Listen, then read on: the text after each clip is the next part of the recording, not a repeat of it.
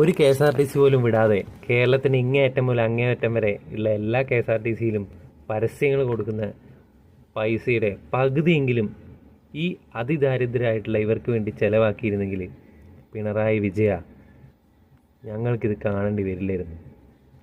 ഇദ്ദേഹത്തിന് ഒരു കുപ്പി പച്ചവെള്ളം കൊടുക്കാൻ എന്നെക്കൊണ്ട് പറ്റി.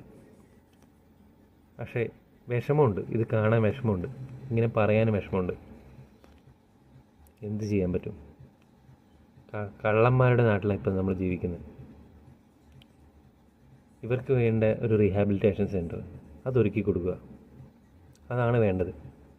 അല്ലാണ്ട് കുറേ പൊതു സ്ഥലങ്ങളിൽ പരസ്യം ഒട്ടിച്ചിട്ടും പൊതുഗതാഗതത്തിൽ പരസ്യം ഒട്ടിച്ച് നാട്ടുകാരെ വെറുപ്പിച്ചിട്ടൊന്നും ഒരു കാര്യമില്ല. ഇതൊക്കെ നാട്ടുകാർ കാണുന്നുണ്ട്. എന്താണ് നിങ്ങളുടെ വികസനം? അതിദാരിദ്ര്യമുക്ത കേരളം കോപ്പ്. ഇവരെ പോലെയുള്ളവരെ നമുക്ക് ഇവിടെ മാത്രമല്ല കാണാൻ പറ്റുക, പകൽ സമയത്ത് മാത്രമല്ല, ഏറ്റവും കൂടുതൽ കാണാൻ പറ്റുന്നത് രാത്രി സമയങ്ങളിലാണ്. രാത്രി സമയങ്ങളിൽ പല പീഡിയക്കോലായികളിലും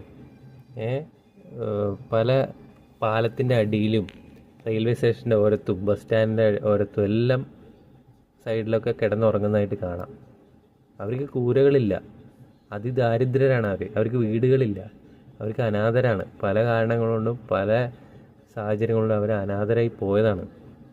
മക്കളിറക്കി വിട്ടിട്ടും അല്ലെങ്കിൽ ജീവിത സാഹചര്യങ്ങൾ കൊണ്ടും എല്ലാം അനാഥരായി പോയി. അവരെ സംരക്ഷിക്കുക, അതാണ് വേണ്ടത്.